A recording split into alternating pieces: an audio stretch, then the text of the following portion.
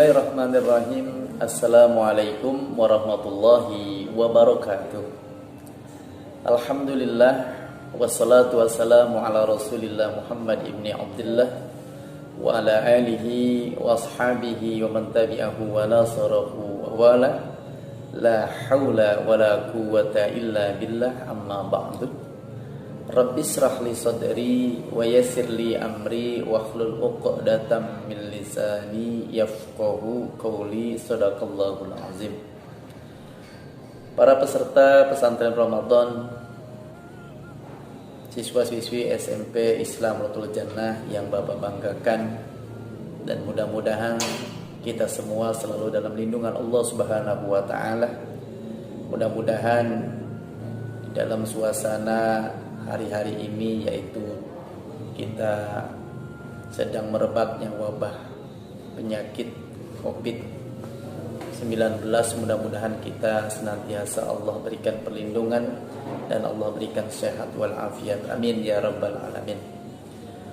Baiklah para peserta pesantren Ramadan yang Bapak banggakan, berjumpa kembali dengan Bapak pada kesempatan kali ini, yaitu melanjutkan materi Sirah Nabawiyah, yaitu satu materi yang membahas sekelumit tentang sirah, tentang kenabian, yang dalam hal ini adalah kita sama-sama membahas tentang sejarah baginda Rasulullah Muhammad sallallahu alaihi wasallam.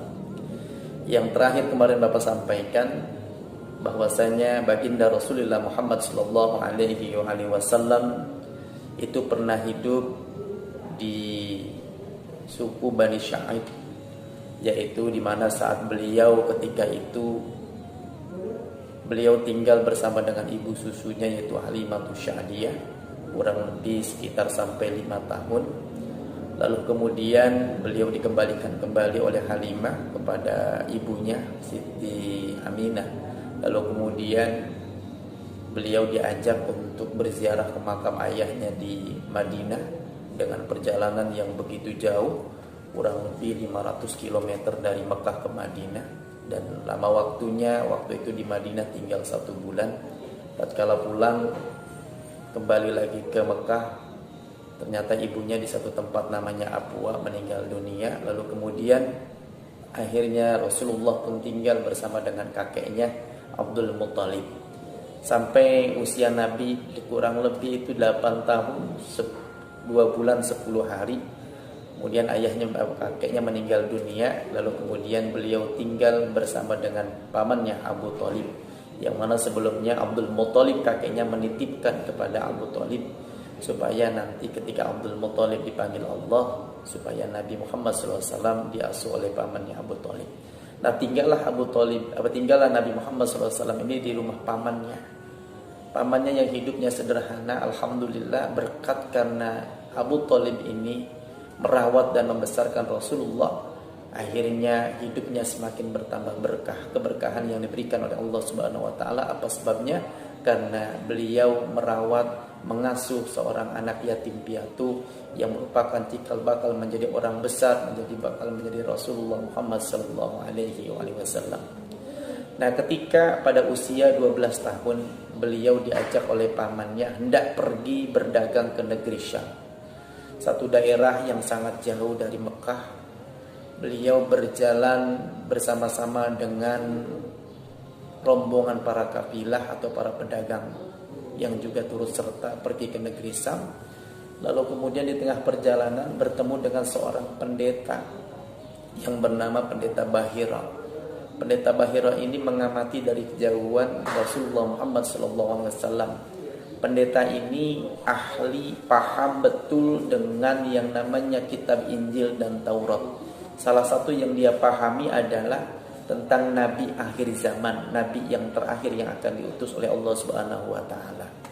Jadi Pendeta Bahira ini tahu ciri-ciri Nabi akhir zaman itu bagaimana.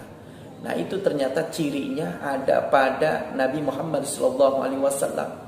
Ketika Nabi usianya 12 tahun hendak pergi ke negeri Syam, itu diamati oleh Pendeta Bahira, awan selalu mengikuti perjalanan Nabi, sehingga Nabi itu tidak pernah merasa kepanasan karena ada awan. Jadi sinar matahari tidak kena langsung kepada baginda Rasulullah Muhammad SAW dan juga rombongan kafilah yang lainnya. Nah ini diamati. Lalu akhirnya dengan berani pendeta Bahira memanggil pamannya Nabi Abu Thalib. Wahai Tuan, mampirlah ke kediaman kami, kata pendeta Bahira. Ditanya, itu anak kecil siapa? Kata pendeta Bahira. Ditanya itu Abu Thalib. Abu Thalib menjawab, itu anak. Saya tanya sekali lagi, itu siapa? Itu anak saya. Tapi akhirnya Abu Thalib berkata, sungguhnya mohon maaf Pak Pendeta, itu bukan anak saya, tapi anak saudara saya. Tapi karena saya sangat sungguh sayang sekali kepada anak tersebut, sehingga dia sudah saya sering panggil sebagai anak. Lalu kemudian akhirnya dilihat, disuruh masuk itu Nabi Muhammad ke rumah pendeta Bahira.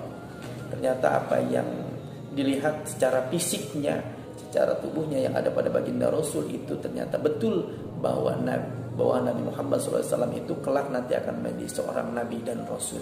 Akhirnya tidak lama kemudian pendeta Bahira supaya memerintahkan kepada Abu Thalib untuk tidak melanjutkan perjalanannya ke negeri Syam. Apa sebabnya?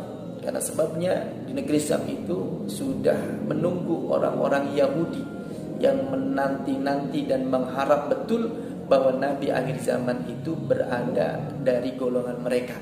Tapi nyatanya bukan dari golongan mereka, tapi dari golongan Bani Quraisy. Nah, khawatir nanti ketahuan, bisa-bisa nanti malah bahaya untuk Nabi Muhammad SAW. Akhirnya atas saran daripada pendeta Bahira, Abu Thalib pun mengurungkan niat pergi ke negeri Syam untuk keselamatan Nabi Muhammad SAW. Akhirnya mereka, Abu Thalib berserta dengan Rasul dan juga rombongan yang lain kembali lagi ke kota Mekah. Nah, lalu kemudian singkat cerita, Nabi Muhammad SAW di masa usia masih kurang lebih 12 tahun saat itu, beliau ini tidak ingin selalu merepotkan pamannya. Karena Nabi sadar betul beliau tidak mau membuat repot pamannya. Akhirnya Nabi Muhammad SAW ini pada masa usianya ketika itu 12 tahun, beliau mengembala kambing yang dimiliki oleh orang-orang Arab pada saat itu. Nah, ini kenapa dilakukan oleh Nabi? Karena Nabi ingin sekali lagi punya penghasilan sendiri dari upah yang diberikan oleh orang-orang Arab. Orang-orang Arab yang memiliki kambing, yang kambingnya digembala oleh baginda Rasulullah Muhammad SAW. Tentu hikmahnya pasti ada. Apa? Hikmahnya salah satunya adalah pada saat itu seusia Nabi itu anak-anak senangnya berhura-hura, berpesta pora, menghabiskan uang orang tuanya. Tapi itu tidak dilakukan oleh Nabi. Pernah Nabi waktu itu di usianya ketika itu sedang mengembala kambing, dia berpesan kepada temannya yang sesama pengembala, wahai temanku, saya mau ke Mekah sebentar. Saya ingin bermalam di sana. Saya ingin melihat suasana pesta pora di sana. Berangkatlah Nabi. Kambingnya dititipin oleh sahabatnya, oleh temannya yang sesama pengembala itu. Ternyata sampai di Mekah itu dilihat anak-anak seusianya sedang berpesta pora, sedang berpoya-poya, tapi Allah melindungi Nabi dengan cara apa? Ditidurkan itu Nabi Muhammad SAW sehingga Nabi tidak melihat kelanjutan daripada apa yang dilakukan oleh anak-anak muda seusia Nabi. Sampai Nabi akhirnya bangun itu karena kena sinar matahari.